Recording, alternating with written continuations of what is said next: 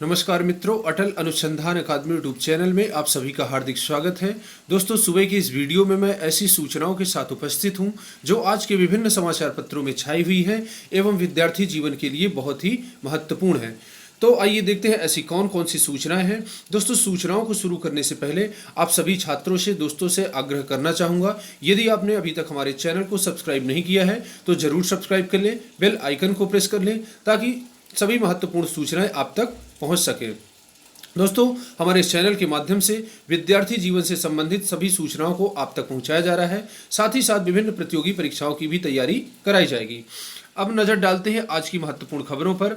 तो पहली खबर उत्तर प्रदेश में एलटी ग्रेड शिक्षकों की नियुक्ति से संबंधित है। तो यहाँ पर आप देख रहे हैं एलटी ग्रेड शिक्षकों को नियुक्ति के लिए और करना होगा इंतजार। तो दोस्तों, अभी तक इतना टाइम बीतने के बावजूद भी एलटी ग्रेड शिक्षकों की नियुक्ति के इंतजार की घड़ी अभी खत्म नहीं हुई है। हिंदी और सामाजिक विज्ञान के 3284 चयनित अभ्यर्थियों की होनी है नियुक्ति। आयोग में अभिलेख सत्यापन के बाद निदेशालय भी कराएगा दस्तावेजों की जांच।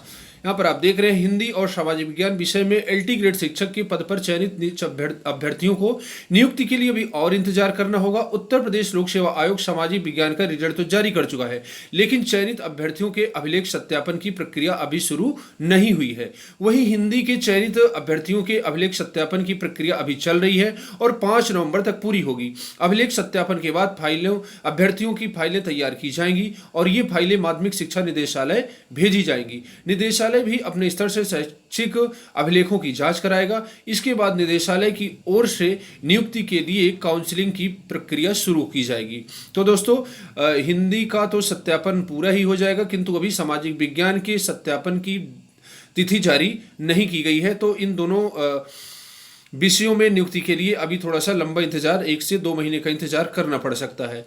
हिंदी विषय में चयनित अभ्यर्थियों के अभिलेख सत्यापन की प्रक्रिया चल रही है। वहीं सामाजिक विज्ञान विषय में चयनित अभ्यर्थियों को अभिलेख सत्यापन का कार्यक्रम जारी होने का बेसब्री से इंतजार है।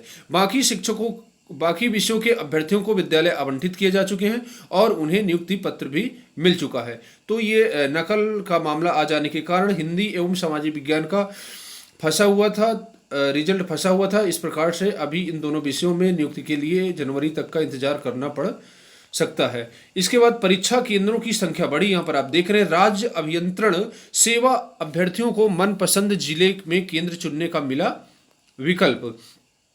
सम्मिलित राज्य अभियंत्रण सेवा सामान्य विशेष चयन परीक्षा 2019 के परीक्षा केंद्रों की संख्या बढ़ा दी गई है। सहायक अभियंता के 692 पदों पर भर्ती के लिए यह परीक्षा 13 दिसंबर को प्रस्तावित है। उत्तर प्रदेश लोक सेवा आयोग ने अभ्यर्थियों को अपनी सुविधानुसार मनपसंद जिले में केंद्र चुनने का विकल्प दिया है। इसके लिए अभ्यर्थियों को 11 नवंबर तक का समय दिया गया है। तो दोस्तों, आप 11 नवंबर तक अपने सेंटर का चुनाव कर सकते हैं। इसके बाद आपको मौका नहीं दिया जाएगा। यहाँ पर आप देख रहे हैं पहले लखनऊ एवं प्रयागराज जिले में परीक्षा केंद्र बनाए जाने का निर्णय लिया गया था, लेकिन अधिक संख्या में आवेदन आ गए हैं। इसके बाद आयोग ने अब 5 जिलों में परीक्षा आयोजित कराने का निर्णय लिया है। एक और महत्वपूर्ण खबर है, यहाँ से आप देख रहे हैं प्रवक्ता फिजिक्स के 20 पदों पर हुआ चयन। उत्तर प्रदेश लोक सेवा आयोग ने उत्तर प्रदेश प्रावधिक शिक्षा विभाग के तहत प्रवक्ता फिजिक्स के 20 पदों पर सीधी भर्ती का अंतिम परिणाम सोमवार को जारी कर दिया है। इसमें 10 पद अनारक्षित, 6 पद अन्य पिछड़ा वर्ग व 4 पद अनुसूचित जनजाति के लिए आरक्षित हैं। इन पदों पर भर्ती के लिए साक्षात्कार 20, 21 एवं 22 अक्टूबर को आयोजित किया गया था। तो दोस्तों, यहाँ पर फिजिक्स के 20 प्रवक्ताओं को नौकरी दी जा चुकी है उत्तर प्रदेश लोक सेवा आयोग द्वारा। यहाँ पर अगली महत्वपूर्ण खबर है, ये टीजीटी 2013 का जो मामला था, प्रतीक्षा सूची के 61 अभ्यर्थियों की नियुक्ति के आदेश। टीजीटी भर्ती के तहत हुआ था चयन, फरवरी में हुई थी काउंसिलिंग। 7 साल पुराने 2013 के विज्ञापन के तहत प्रशिक्षित स्नातक शिक्षक भर्ती की प्रतीक्षा सूची में शामिल 61 अभ्यर्थियों को जल्द ही सहायता प्राप्त अशासकीय विद्यालयों में नियुक्ति मिल जाएगी। उच्च न्यायालय के आदेश के अनुपालन में माध्यमिक शिक्षा निदेशालय ने अभ्यर्थियों की नियुक्ति से संबंधित दिशा निर्देश जारी कर दिए हैं। इन अभ्यर्थियों की काउंसलिंग इस वर्ष 18 से 22 फरवरी तक शिक्षा निदेशालय में कराई जा चुकी है। तो दोस्तों, ये प्रतीक्षा सूची का भी मामला है 2013 का टीजीटी का, ये भी खत्म होने जा रहा है और सभी 61 अभ्यर्थियों को नियुक्ति मिलने का रास्ता पूरी तरह से साफ हो गया है। छात्रवृत्ति के लिए आवेदन 15 दिसंबर तक। समाज कल्याण विभाग की छात्रवृत्ति के लिए आवेदन और वेरिफिकेशन की आखिरी तारीख बढ़ा दी गई है। अब विद्यार्थी 15 दिसंबर तक ऑनलाइन आवेदन कर सकते हैं। टीजीटी में जीव विज्ञान को शामिल करने की मांग। जैसा कि दोस्तों आप जानते हैं कि टीजीटी जीव विज्ञान का मामला बहुत ही अटपटा है। आप जानते हैं कि जब एलटी ग्रेड की भर्ती की गई थी तो उसमें जीव विज्ञान के विषय को शामिल किया गया था और अंततः उन अभ्यर्थियों को नौकरी भी दी गई जिन लोगों ने जीव विज्ञान में अप्लाई किया था। किंतु माध्यमिक शिक्षा सेवा चयन बोर्ड ने इस विषय को, जीव विज्ञान विषय को टीजीटी परीक्षा से हटा दिया था और 16 की भी परीक्षा अभी तक नहीं कराई जा चुकी है, जबकि हाई कोर्ट का आदेश था कि जल्दी से जल्दी जीव विज्ञान की परीक्षा कराई जाए।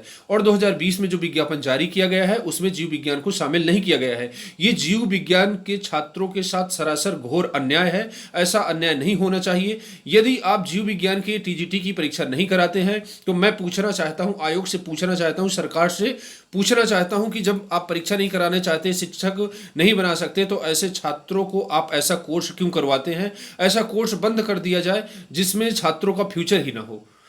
तो अभी तक 5 नवंबर तक का इंतजार था कि 5 नवंबर तक माननीय आयोग द्वारा, माध्यमिक शिक्षा सेवा चयन बोर्ड द्वारा टीजीटी के पदों को टीजीटी भर्ती 2020 में शामिल किया जाएगा। लेकिन 5 नवंबर के इंतजार की भी घड़ी खत्म हो रही है।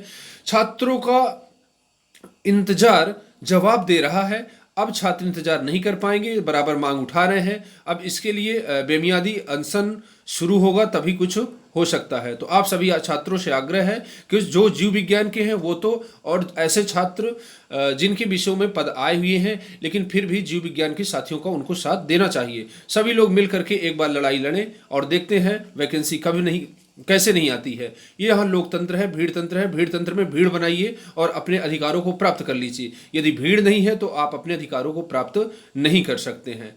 ठीक है दोस्तों, यह है राजर्षि टंडन डिग्री कॉलेज में प्रवेश शुरू। राजर्षि टंडन महिला महाविद्यालय में बीए एवं बीकॉम में प्रवेश की प्रक्रिया शुरू कर दी गई है। प्रवेश परीक्षा में शामिल छात्राएं कार्य दिवसों में सुबह 10 बजे से दोपहर 3 बजे तक प्रवेश फॉर्म प्राप्त कर सकती है। रिजल्ट संशोधन पर सवाल, जांच की मांग। इलाहाबाद एसयूआई अध्यक्ष सत्यम कुशवाहा ने बीकॉम के रिजल्ट में संशोधन पर सवाल उठाते हुए रिजल्ट जारी किए जाने में गड़बड़ी के आरोप लगाए हैं। सत्यम ने मामले की न्यायिक जांच कराए जाने की मांग की है। इग्नू में नामांकन की तिथि बढ़ी। इंदिरा गांधी राष्ट्रीय मुक्त विश्वविद्यालय इग्नू में जुलाई सत्र के नवीन प्रवेश नामांकन की तिथि 25 अक्टूबर से बढ़ाकर 15 नवंबर तक कर दी गई है। अगली खबर है, स्कूलों में मार्शल आर्ट का प्रशिक्षण हो अनिवार्य। यहाँ पर आप देख रहे हैं, बेटियों को आत्मरक्षा के लिए विद्यालयों में मार्शल आर्ट को अनिवार्य विषय के रूप में सम्मिलित करने की मांग खेल संघ और मार्शल आर्ट एकेडमी की ओर से की जा रही है। सोमवार को इस मांग को और गति देने के लिए महमूरगंज स्थित पाणिनि कन्या महाविद्यालय में चर्चा की गई। साथ ही इसके लिए मिशन शक्ति सेना का गठन किया गया। मार्शल आर्ट एकेडमी प्रशिक्षक अजीत श्रीवास्तव और जिला ताइक्वांडो संघ के सचिव सत्यवर्धन सिंह के मुताबिक महिला और बेटियों के प्रति बढ़ते अपराध को देखते हुए आज के जमाने में आत्मरक्षा का ज्ञान बहुत ही अनिवार्य हो गया है। तो ये एक बहुत ही अच्छी बात है।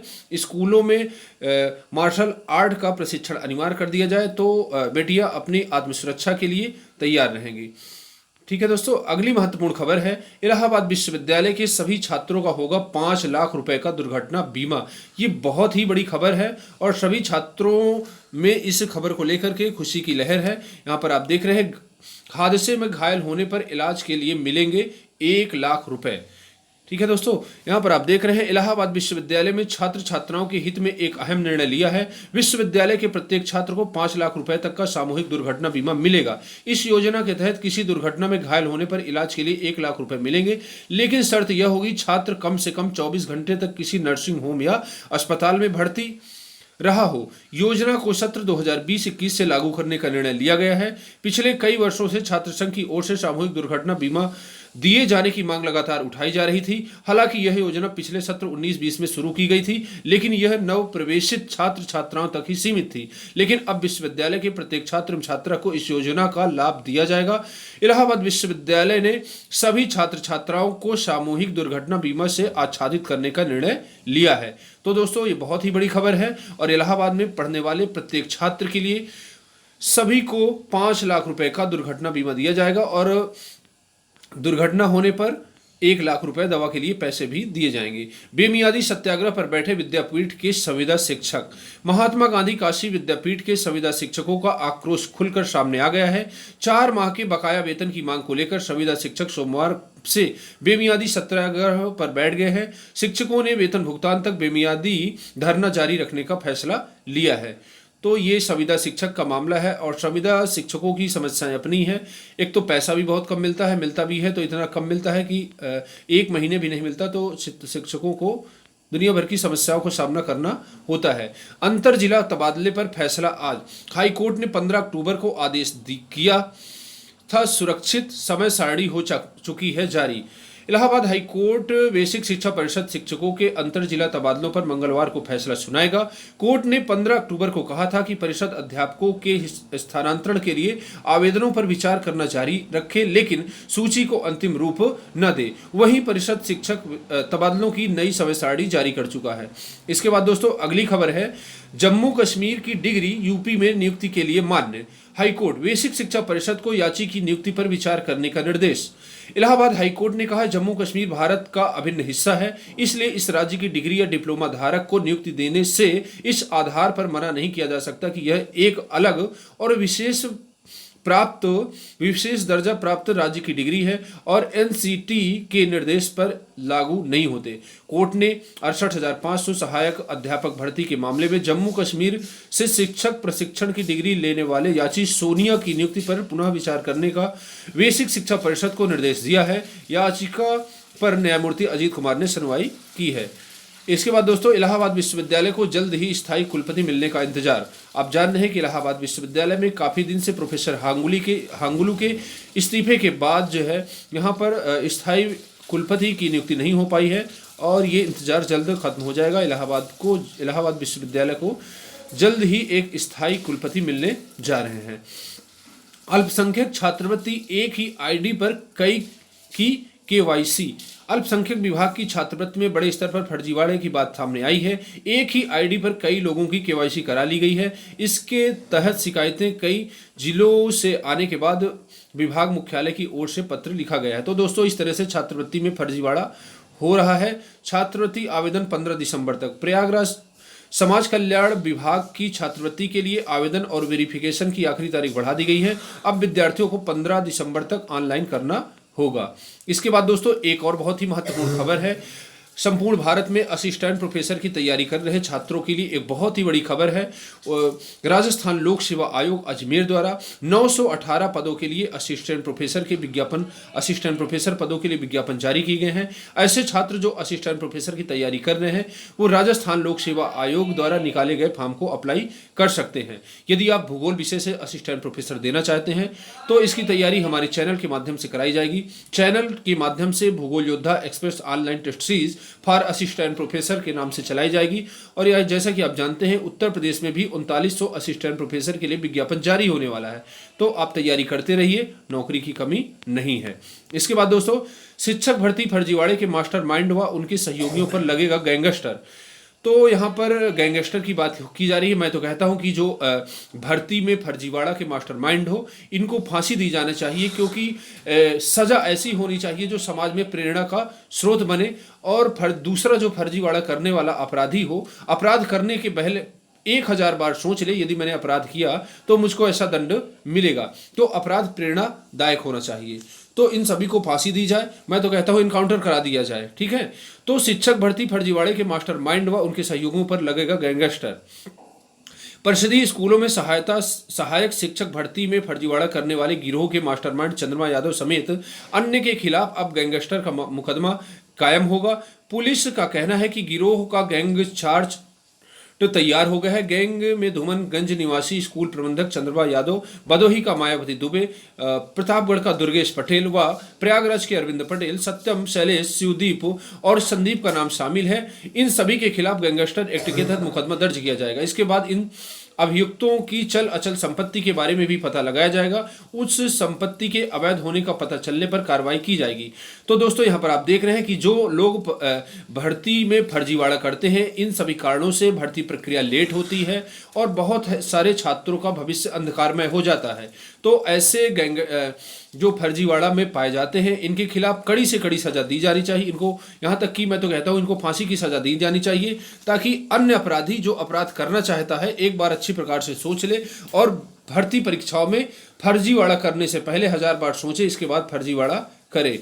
तो इस तरह के जब तक कड़े फैसले लिए नहीं जाएंगे तो इसी तरह से फर्जीवाड़ा होता रहेगा और वैकेंसियों में लेट लतीफ होता रहेगा और छात्रों का भविष्य ऐसे ही खेला जाएगा। इसके बाद दोस्तों अगली खबर है, स्कूली छात्रों को घर घर जाके खोजेगा DCPCR।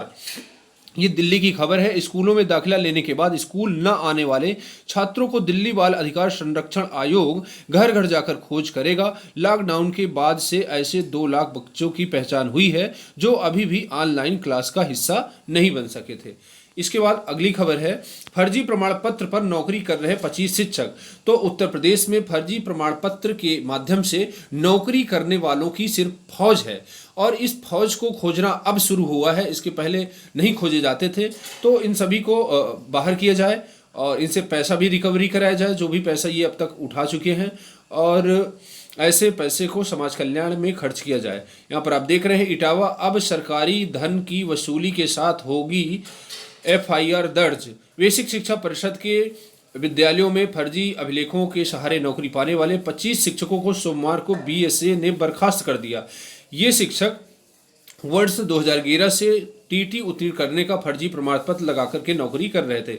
तो 2011 में ऐसे शिक्षकों को नियुक्ति दी गई थी और आज 20 आ गया है। 10 साल में जितना भी पैसा इन लोगों ने कमाया है सबसे रिकवरी करा जाए और इन सबको जेल भेज दिया जाए। इसके बाद अगली खबर है, विकास प्राधिकरणों में सहायक अभियंताओं की होगी भर्ती। 48 सहायक अभियंता सिविल और 28 सहायक अभियंता इलेक्ट्रॉनिक्स। विकास प्राधिकरणों में 76 सहायक अभियंताओं के पदों पर भर्तियां होंगी। ये भर्तियां केंद्रीय